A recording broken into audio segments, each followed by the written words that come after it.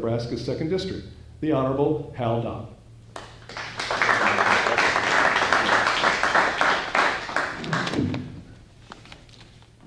Man, through my whole life in public service in Omaha, Nebraska, do I wish I had introductions like that more often. That was very nice, don't you think? I appreciate that. Thank you. Welcome, everyone. I won't be brief in my opportunity to be here, to be supportive of this effort. Is this microphone working okay about there? Okay, good. My hat is off to my brothers in the Masonic life of this city, because I know from a lifetime of being a third-generation member of this organization and a North Omaha kid, how very important the quiet work we do in this city is to so many.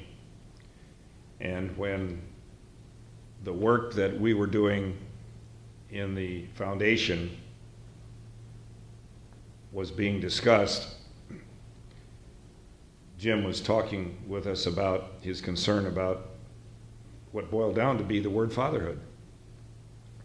And I related to him that when I was privileged to be mayor of the city, I had the chance to learn a lot by teaching in the life learning dorm in the county jail.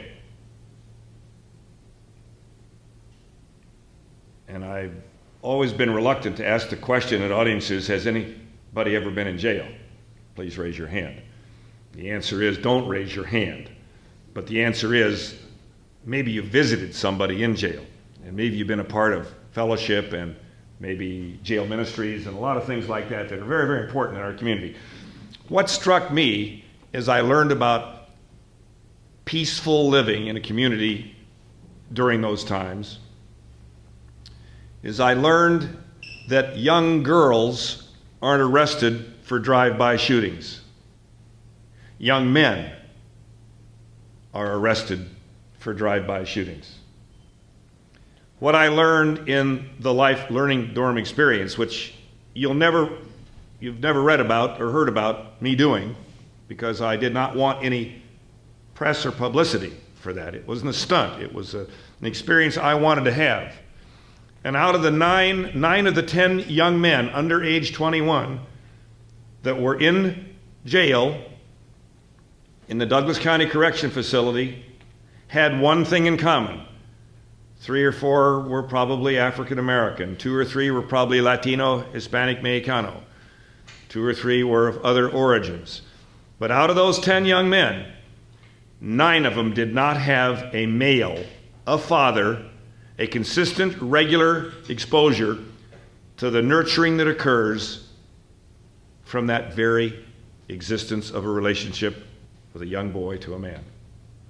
So I was always searching for what was at the root cause, baby?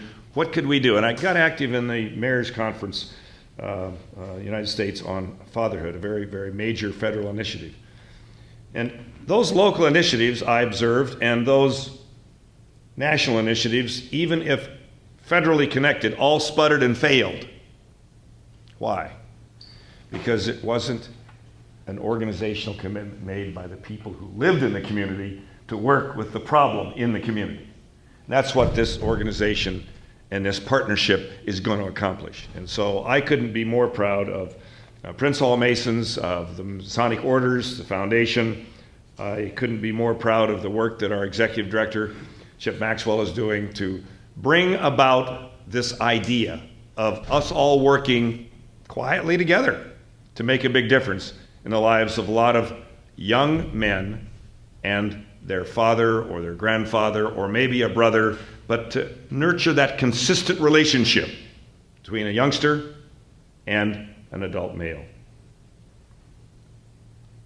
So it's the idea that I think is important. And the reality is there's certainly need, isn't there? And on every corner in our city, we have all sorts of wonderful organizational activity. Scouting, boys clubs, girls clubs, all sorts of good church activity. They're very positive. Mentoring programs, we're right next to the Hope Center. We've got teammates. Oh, you can name the programs.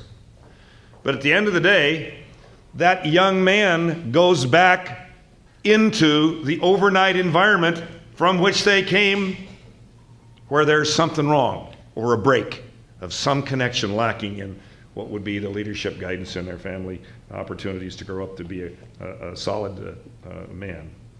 So that's the missing link, and that's what this fatherhood initiative and this fatherhood family initiative is all about.